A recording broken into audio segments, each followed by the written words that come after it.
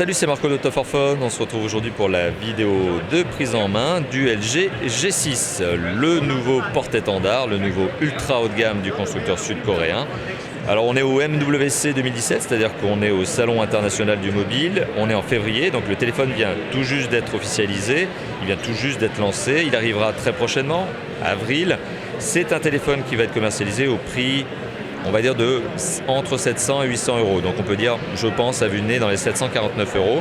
Donc on est un tout petit peu plus cher que le G5, mais on comprend aussi pourquoi, parce qu'on gagne encore en qualité. Il y a plein de belles options, notamment au niveau du capteur photo, des capteurs photo. Et puis on a du design, on a la qualité de matériaux qui progresse encore. Alors le LG G6, qu'est-ce que l'on peut se dire? Alors première chose, c'est son écran. C'est ça qui est sans doute le plus bluffant sur ce téléphone. On a un écran qui fait 5,7 pouces.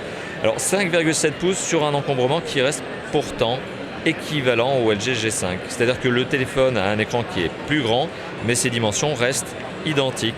Et alors du coup, on a un écran qui occupe 80% de la face avant du téléphone. C'est un très beau ratio d'occupation. Voilà, un très bel écran qui donne presque l'impression d'avoir un écran borderless, vous voyez. Donc on a vraiment un travail au niveau des bordures.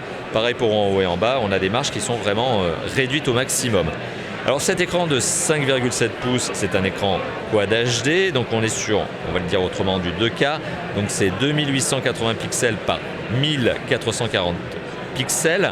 Alors ça nous donne une densité très élevée, ça nous donne 564 pixels par pouce, bien loin des 300 que l'on juge le minimum nécessaire pour ne pas les voir à l'œil nu. Donc on est sur un téléphone qui non seulement dispose d'un grand écran, un encombrement qui a été optimisé, on a une très belle luminosité, un très bon contraste et une très belle netteté d'image.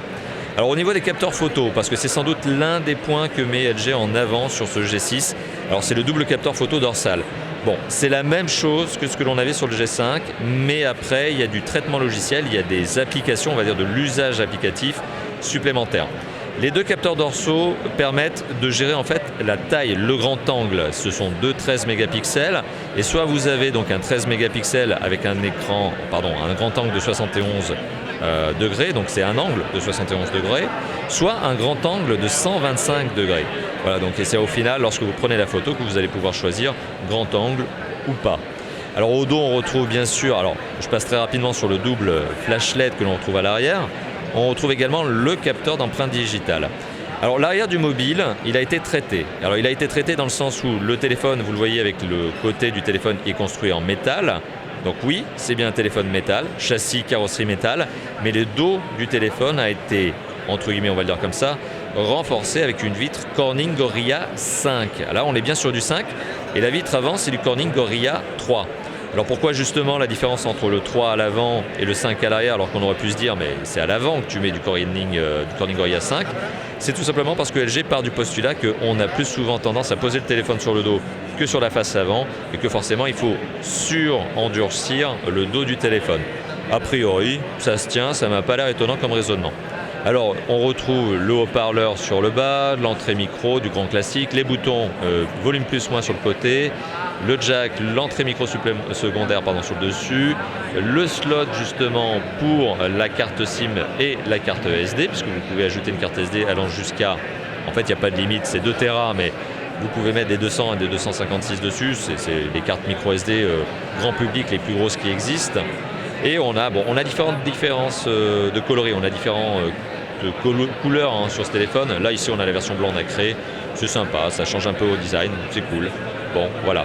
Et qu'est-ce que je peux vous dire d'autre? Alors on a parlé pas mal de design, on s'est pas mal appesanti sur un certain nombre de détails, notamment au niveau des capteurs photo. Le capteur frontal c'est un 5 mégapixels qui lui aussi permet de gérer un petit peu le mode grand angle, mais c'est du grand angle traitement logiciel. Alors à côté de ça, on est sur un téléphone qui est très performant. Je le rappelle, on est sur l'ultra haut de gamme, donc c'est sûr que c'est des superlatifs avec ce téléphone. On est sur un processeur qui est un Qualcomm Snapdragon 821, donc une très belle évolution du processeur haut de gamme de Qualcomm.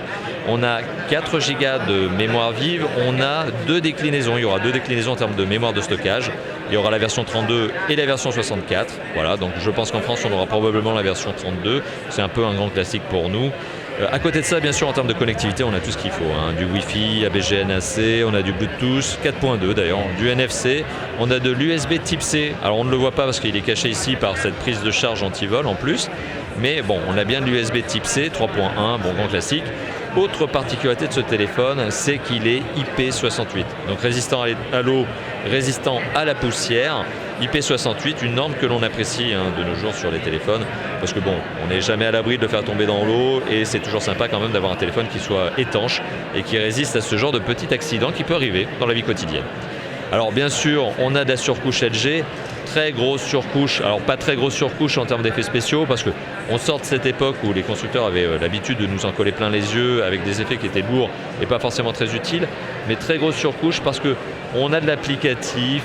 On a de l'usage, notamment, alors je ne vais pas rentrer dans le détail, ça je vous le montrerai probablement lors du test, mais on a notamment une très très grosse partie logicielle qui a été retravaillée. Sur ce téléphone, on peut prendre des photos carrées, c'est-à-dire qu'en fait l'écran se divise en deux, c'est un écran 18/9. On peut le diviser en deux. La partie haute, par exemple, va prendre une photo carrée qui va être utilisable, par exemple, pour Instagram. Et la partie basse permet de faire autre chose. Ça peut être n'importe quoi, hein. Ça peut être continuer à prendre de la prise de vue, de faire de la prise de vue. Par exemple, le fait de diviser cet écran, qui est un usage fourni de base, ça peut être faire de l'email et regarder une pièce jointe à côté. Vous voyez, donc on a tout ce genre de choses que l'on peut faire avec ce téléphone grâce à cet écran qui a un format un petit peu atypique, 18/9. On n'est pas dans le 16/9, on est aussi sur un écran qui est un grand écran. Voilà, donc plein de belles choses. Moi personnellement, j'ai hâte de pouvoir le tester et de vous le présenter un petit peu plus en détail. Mais mon premier sentiment sur ce téléphone est très positif. Le prix est élevé, on est sur un téléphone ultra haut de gamme, les deux sont liés, c'est logique. Et comme je vous l'ai dit, voilà, j'ai vraiment hâte de vous le présenter lors d'un test et je crois qu'on a fait le tour. Donc maintenant on se dit à bientôt. Si cette vidéo vous a plu, n'hésitez pas à lâcher le petit pouce bleu qui fait plaisir. Et puis voilà, à bientôt pour d'autres vidéos. Allez, ciao ciao.